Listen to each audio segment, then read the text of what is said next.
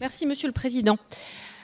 Nous n'allons pas refaire le débat de la première lecture, ça n'aurait aucun sens.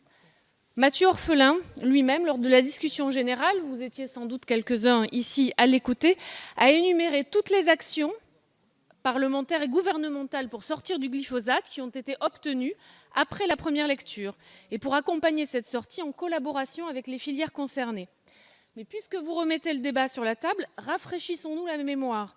En novembre 2017, sur la pression de la France, l'Union européenne a abaissé de 10 à 5 ans la durée de réduction de l'autorisation d'utilisation du glyphosate. Le ministre l'a rappelé.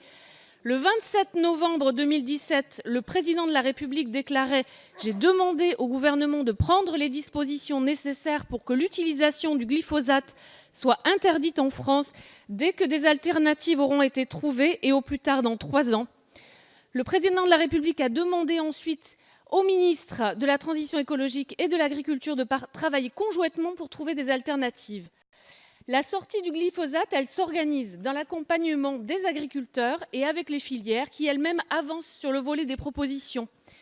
Les avancées, Mathieu Orphelin l'a rappelé l'autre jour, ont été obtenues dans la négociation et le dialogue avec le gouvernement. C'est un travail d'équipe qui a été mené pour que soit mis en place un plan d'action pour la sortie du glyphosate, avec une task force chargée de suivre la progression de sortie du glyphosate, une banque de solutions pour diffuser les méthodes alternatives, la limitation des mises sur le marché à 3 ans, une mission d'information commune parlementaire pour le suivi de la stratégie de sortie du glyphosate se réunit pour la première fois le 27 septembre.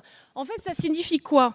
Ça signifie qu'Emmanuel Macron avait pris l'engagement de la sortie du glyphosate bien avant que vous déposiez vos amendements et bien avant que la loi ne soit rédigée.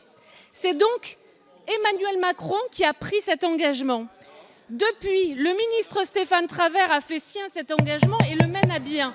Je tenais à le rappeler parce qu'il ne faudrait pas avoir la mémoire courte, il ne faudrait pas non plus confondre l'engagement réel et sincère présidentielle et l'opportunité que vous recherchez avec vos amendements de vous attribuer cet engagement présidentiel et de vous offrir une popularité sans trop d'efforts.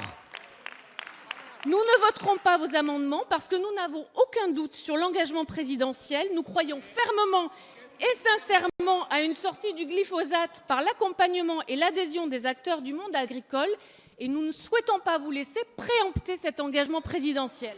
Très bien.